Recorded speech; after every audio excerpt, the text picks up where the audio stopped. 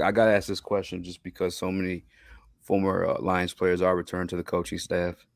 And we do have a young safety I was extremely impressed with at times last year in Kirby Joseph. Like, is there, you ever think about it, you're coaching and hanging out in Detroit, at least during training camp and stuff like that? You know, I mean, I wouldn't mind. I mean, if I had to get involved, but I don't want to be a full time coach like that. It just takes too much time, and I, Yeah. that's not what I want to do. I wouldn't mind. I mean, if I had to, I wouldn't have a problem with doing like a some type of training camp role. But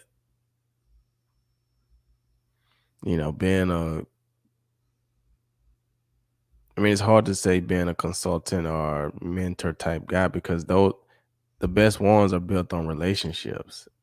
You know what I'm Yeah. saying? Yeah, Like that's true. you tell those Christian guys in and the Slay is room, a perfect example. yeah, like you tell those guys in the room that don't know me like that, hey, this guy right here, he's on our staff. I know he's not around the building, but this his phone number. You call him anytime you want a question. Like they're not gonna call me. Yeah.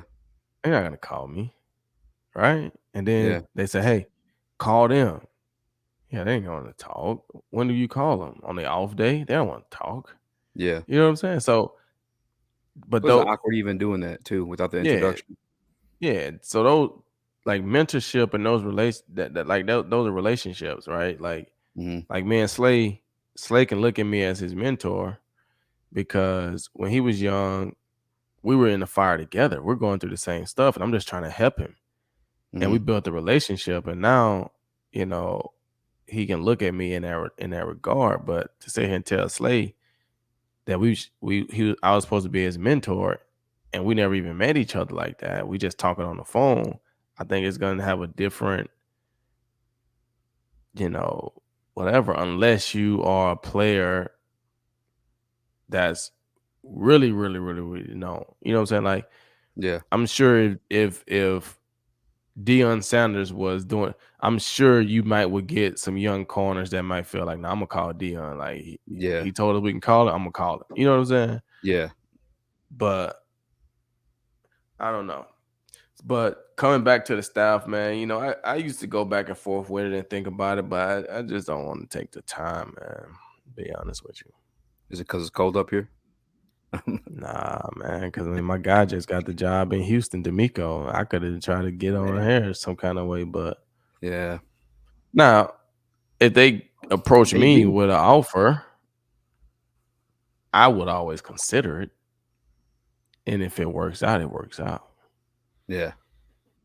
But they probably won't approach you when you're not like actively trying to get into coaching. Like if I was actively trying to get into coaching and I'm reaching out to them and just letting them know, and if they want, what I'm saying, I'm sure they might will be like, oh yeah, you can come in and be an assistant DB coach or do something, and just to have you around, be on the staff, and next thing you know, now you're the DB coach, and then you do well. Okay, well now you are this, and then you're the defensive coordinator, and all of a sudden you're a head coach. This happened. I mean, it happened. That's what happened for D'Amico. I'm sure he started off as a linebacker coach. Yeah. Robert I'm Saleh pretty took the sure he did. job. Yeah. Yeah, Robert Saleh takes the job with the Jets. Defensive coordinator job opened up. Boom. All right, D'Amico, we're going to promote you to D coordinator. Yeah. Does that for 2 years. Now you're head coach.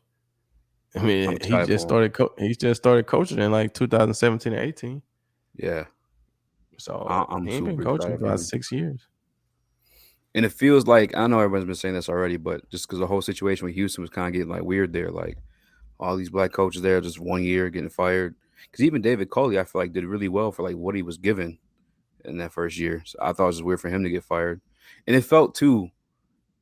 I have all due respect to Lovey. You know what I'm saying? I'm a Lions fan. I remember when he was in Chicago, he had a dog ass defense whooping up on us in Detroit. But he has just been out of like the circles for so many. It was weird that he was the hire. He Right. felt placeholder until they got the guy. But Yeah, that's how both of them felt to me. Placeholders. yeah. Like, well, we don't really know. Mhm. But I don't know. Yeah. It's almost like too. I don't even mean to bring it like this way, but like I almost feel like they chose a black dude just to appease the league and all, because all the stuff was going on with, you know what I'm saying, Flores and stuff like that, you know?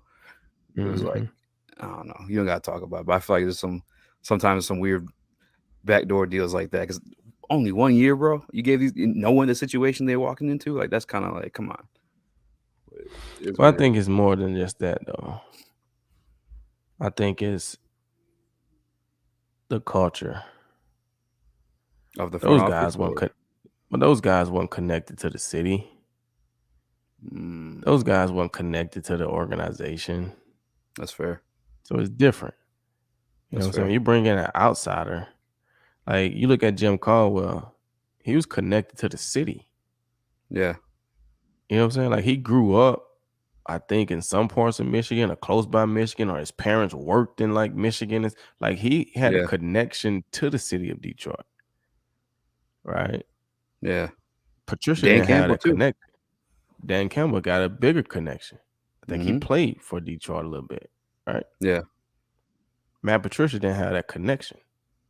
So when he come in, everything is off of here. Yeah. He don't have that you know what I'm saying? So he came in making excuses like off rip. And I was like, bro, that's crazy, bro. You walked into a playoff team. Yeah. You were so you look at David Culley, Lovie Smith, they don't have a connection here. They didn't grow up here. They didn't play here. What's their connection here? Gary Kubiak, who they had before them, he grew up here. They got a connection to the city. He know how the city operates. He grew up here. Yeah. D'Amico, he played here. He got connection. Yeah. It's different. So I just think those other guys, they didn't connect with the team that I felt like. They didn't connect with the city. So then when you don't perform, why are we keeping you? You know what I'm saying? That makes sense. There's no connection. Lovey I seen coming, because like I said, I felt like that was that type of situation. The David Coley one was the one that like blindsided me, because he like won way more games than they were supposed to, and that was like Davis Mills was an actual rookie that year. Like they should have been like way worse, but it is what it is. And they probably look at that stuff as well. Like, hey man, D'Amico's been doing well. He's a coordinator. It won't be weird, because sometimes they might think it's weird to hire somebody from a position coach role to make him a head coach. Yeah. Right? They haven't even been the coordinator yet. They just became a head coach, right? Yeah. But D'Amico is a coordinator. He's been a coordinator for the last couple of years. The 49ers are playing really good defense. We really do like that style, yada, yada, yada. Yeah. I'm sure if the job was available, D'Amico would consider it. We got to get rid of Lovey. So you fire him. And then you put out D'Amico Ryans as one of our top guys. He's still in the playoffs. But now he knows, dang, I started in Houston. My family is in Houston. Like, I get a chance to go back to Houston and be a head coach? Why not? Guaranteed money. Like, why not? Yeah. That's an easy sell. Can I squeeze one question in about retirement, if you don't mind? Yeah, what you got, boss? You don't have to answer one, because it deals with money or whatever, but the Calvin situation, obviously, and they're working on fixing it from based off like his last like interview that he did with some New York Times article. But when you retired, did you have to deal, like, did they pay you your money, or was your situation just totally different? Give me some ganja. Give me some ganja. Give me some ganja. Give me some ganja. Give me some ganja. Give me some ganja. Give me some ganja. Give me some